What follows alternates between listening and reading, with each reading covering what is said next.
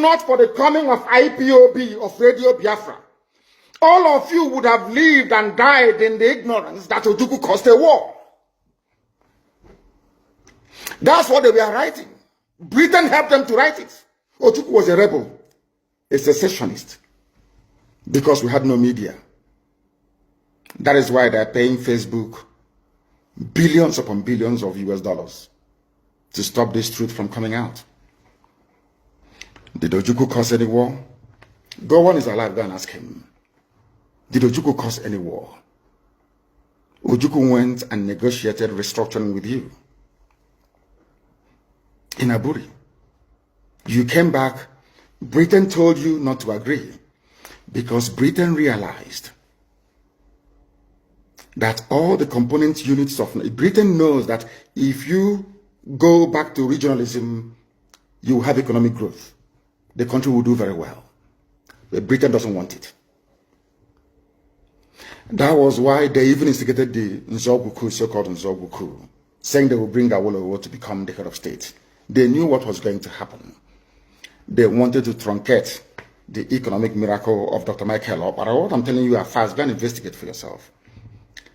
In the East, you had the fastest growing economy in the whole world, over 40% every year. In the West, Awolowo was performing his own miracle as well. Even in the North, Ahmadu Bello and Tafawa Balewa were doing very well. You had all those massive industries in the North. You even had Alamajiris that were employed in the North, meaningfully employed, gainfully employed. They were all doing very well. Britain said, no, for us to control these people, we need to impoverish them. Let us introduce this war. There was a coup by Nzogbu. And after that, there was the massacre of, as usual, massacre of our people in the North. Ojukwu said, I have to secure my land and my people. They said, no, let's go to Aburi to discuss it. Ojukwu went to Aburi and agreed, restructuring. That's something now you're asking for.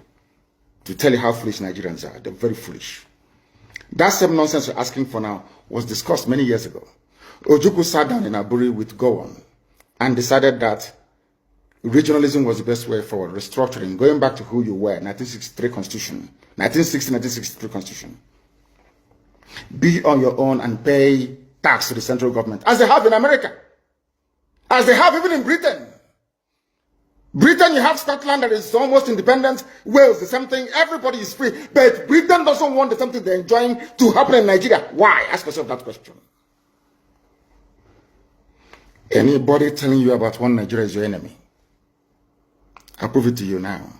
Ojukwu negotiated devolution, regionalism. The North will be on their own, the West on their own, even Midwest on their own, and then the East on their own.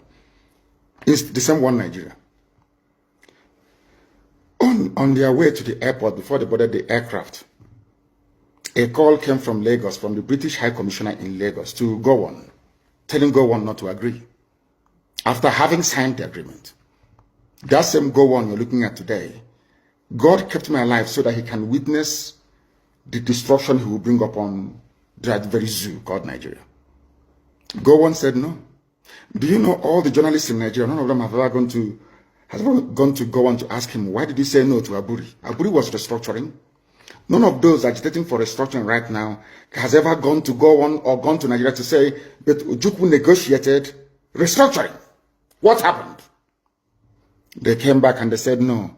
Ojukwu said, okay, so you want to continue to kill my people all over the place? No. Because of that, I'll declare Biafra. Today, they have brainwashed all of you with the perverse notion and thinking that somehow Ojukwu is responsible for causing a war, when opposite is the case. If not now, that after many years of hammering on this very topic, it has now sunk into the skull of the people that Gowon was the aggressor, not Ojukwu. That's how Nigeria is, always blaming the victim. And we lost over 5 million people during that very genocidal war. They killed over 5 million Biafrans. They wanted to wipe us away from the face of this very earth. But we survived it, and we are here today.